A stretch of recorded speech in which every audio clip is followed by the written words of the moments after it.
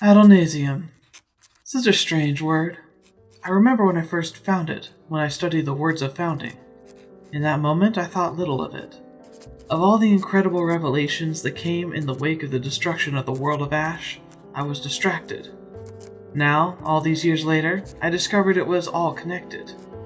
If you, dear reader, think for a second that I've been fooled into quiet worship and submission, you are woefully mistaken. Even if there was a god, he is long since dead. There are merely scraps to pull this information from. Yet just as scraps of a tapestry can yield a pattern, the grand machine that is the Cosmere is starting to become apparent.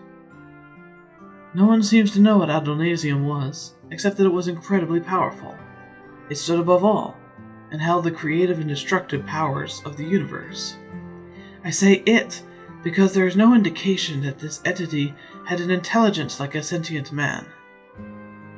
The scholar seems to think so, but she thinks a great many things that seem convoluted, that cannot all be true. She seems content to sit back and learn, content to watch worlds crumble and die, rather than using the knowledge she has. However, I am indebted to her. For each of the 2 times I have crossed paths with her, she seemed pleased to answer my questions. Unlike you.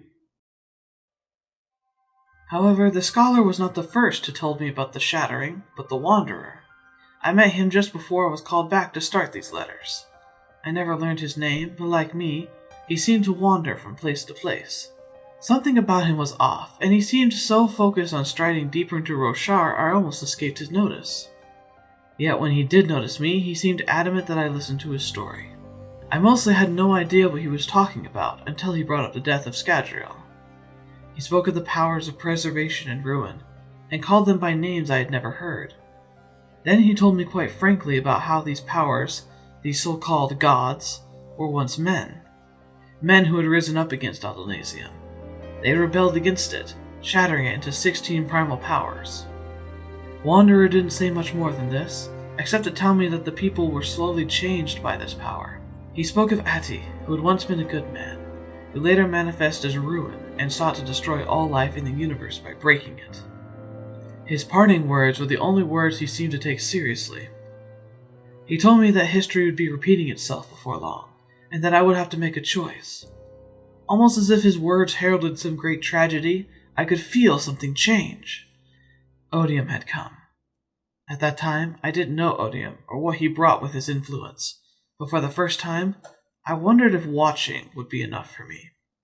It wasn't. As you know, I would eventually dedicate my very existence to fighting for the lives left behind on Roshar. The desolation that Odium began and the destruction caused by his Everstorm left hundreds of thousands cowering in the dark.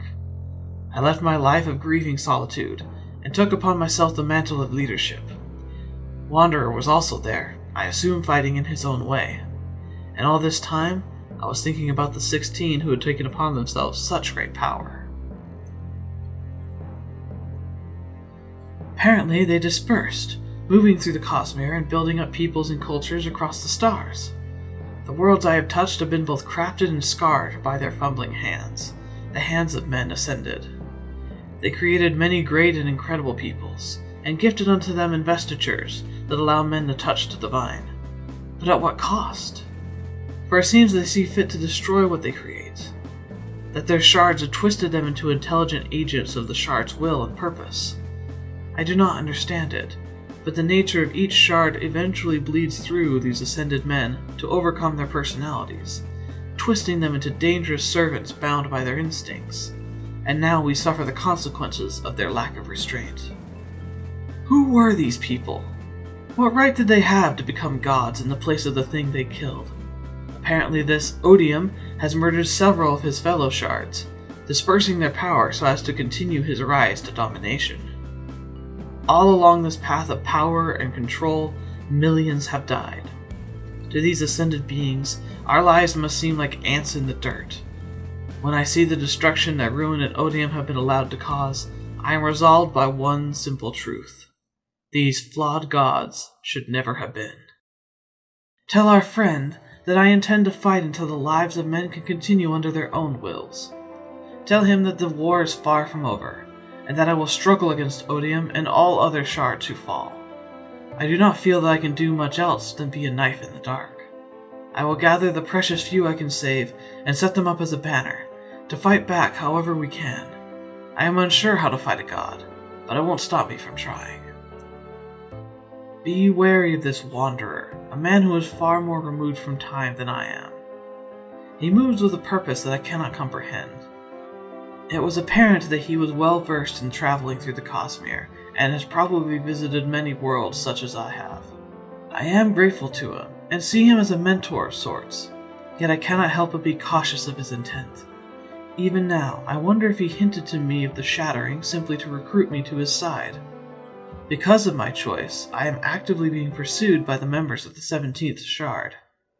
I do not know what will happen if they catch me, but as of yet I have not let them get too close. However, as I cast my thoughts back to the Shattering, back to where this all began, there's one thought that chills me to my very core. These 16 usurpers struck down a god. Something with, for all intents and purposes, unlimited power. Yet these men shattered Adonalsium. What could mere men wield that could kill a god?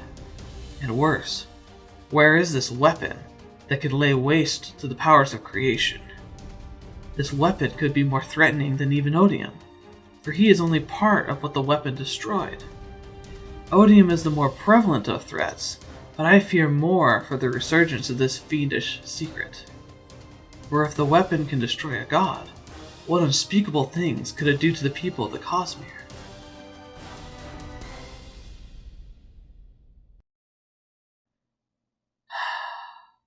This fight, what it represents, it has taken a toll on me.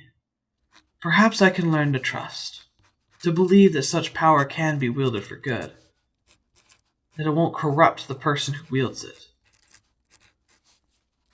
Preservation did try to lock away ruin, and even restored hope to a failing emperor, and Honor left some of his will behind, granting visions and nail bonds to his people.